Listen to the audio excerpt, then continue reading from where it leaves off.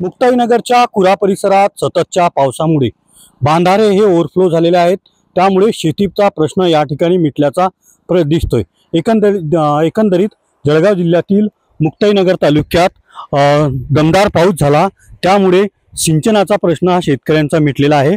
आपण पाहतोय की कशा प्रकारे जळगाव जिल्ह्यातील कुरा परिसरात जे बांधारे आहेत हे बांधारे सध्या ओव्हरफ्लो झालेले आहेत।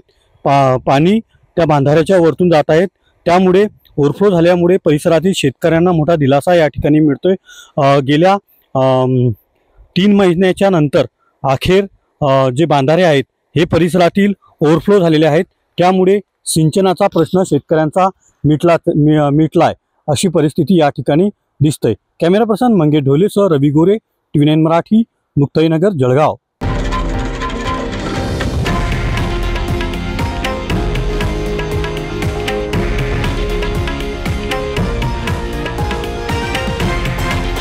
हे आहे देशातील नंबर 1 न्यूज नेटवर्क आणि आपण पाहत आहात TV9 मराठी, एकमेव।